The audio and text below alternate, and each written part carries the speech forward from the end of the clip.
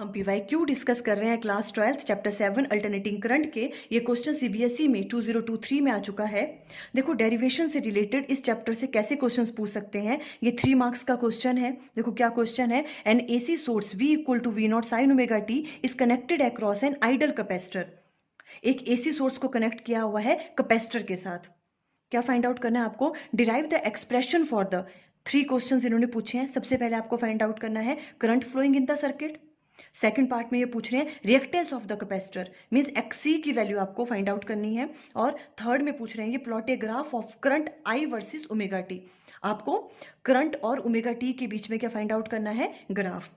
तो देखो कैसे करेंगे इस क्वेश्चन को हम, कौन सी डेरिवेशन आएगी यहाँ पे, जो ये वाली की थी हमने। देखो AC circuit containing capacitor only, जब AC सोर्स को कनेक्ट करते हैं हम कैपेसिटर के साथ, तो हमने करंट की वैल्यू कैलकुलेट की थी। देखो इस तरह से हमने ये पूरी डेरिवेशन की थी, और जो करंट की वैल्यू है वो आई थी आपके पास ये वाली I0 sign omega T plus pi by 2।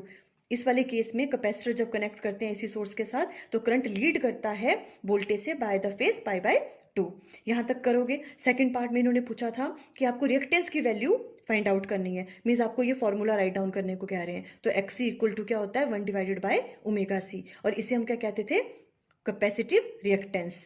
Third part में इन्होंने क्या पूछा है, हमें ग्राफ प्लॉट करना है I एंड ओमेगा टी के बीच में। तो ये वाला ग्राफ आना था जो हमने ये वाला बनाया था। इस तरह से अगर क्वेश्चन आता है तो आप इस तरह से सॉल्व करोगे डेरिवेशन से रिलेटेड। नेक्स्ट है देखो question, a series combination of an inductor L, a capacitor C and a resistor R is connected across an AC source of voltage in a circuit. देखो ये किसकी बात कर रहे हैं, LCR सर्किट की।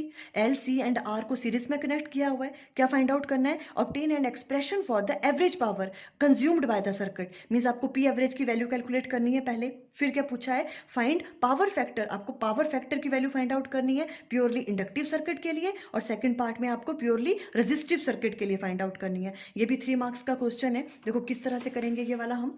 सबसे पहले वाले पार्ट में इन्होंने average power in AC circuit, इसकी डेरिवेशन पूछी है।